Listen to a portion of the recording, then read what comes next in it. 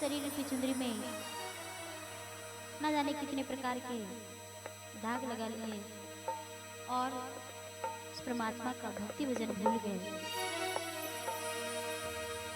मोरी चुंदरी में पड़ गयो दाग पिया, मोरी चुंदरी में पड़ गयो दाग पिया, मोरी चुंदरी में पड़ गयो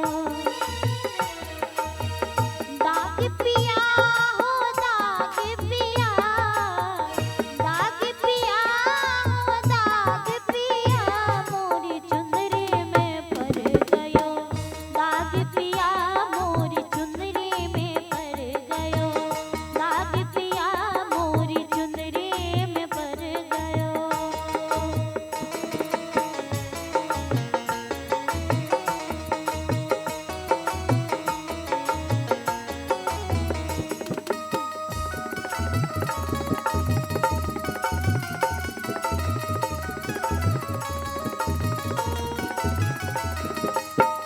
पांच तत्व की बनी चुनरिया,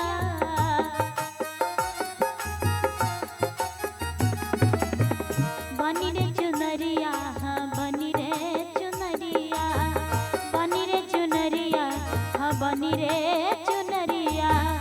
पांच तत्व की बनी रे चुनरिया, पांच तत्व की बनी रे चुनरिया, सारा से बंद लागे जिया, सोरा से बंद लागे जिया, मोरी चुंदरी में पड़ गयो दाग पिया, मोरी चुंदरी में पड़ गयो दाग पिया, मोरी चुंदरी में पड़ गयो।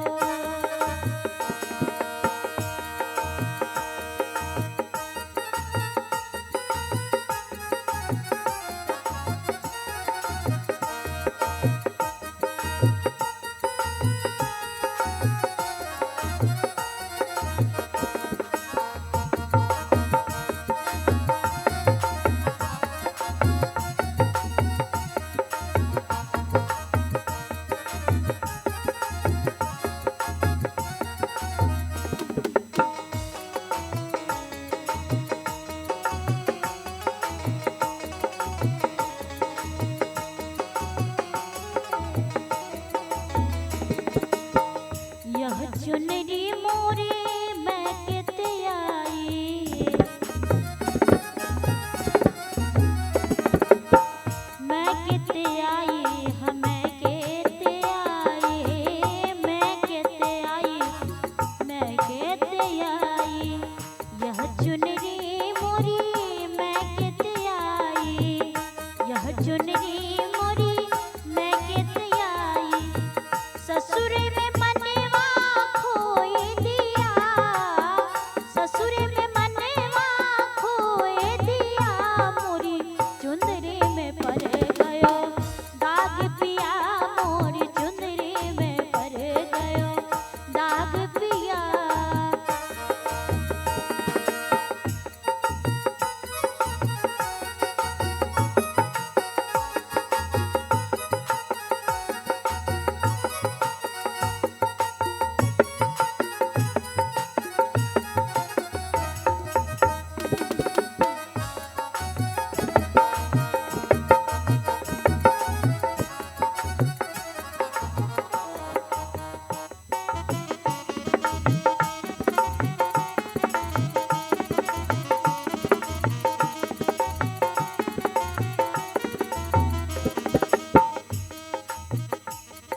और जब हमारे आगे कपड़े में दाग लग जाता है तो साबुन सरफ से छुड़ाते हैं, लेकिन जब इस शरीर रूपी चुंदरी में दाग लगा है तो वो कैसे छूटेगा।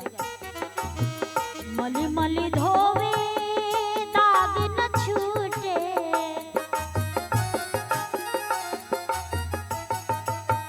दाग न छूटे, हो दाग न छूटे।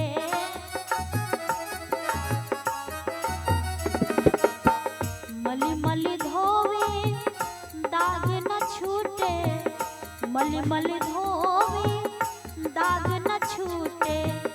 आत्मज्ञान साबुन लाए पिया, आत्मज्ञान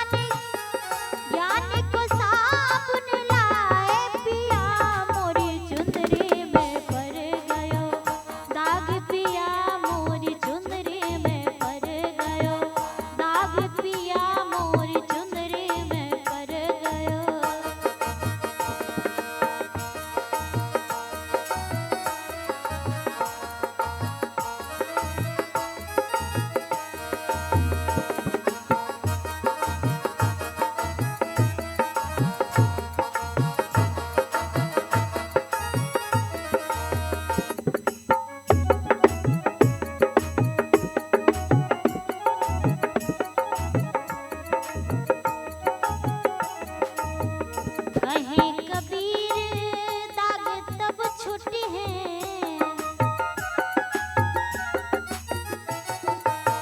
दाग तब छुट्टी है, हाँ दाग तब छुट्टी है।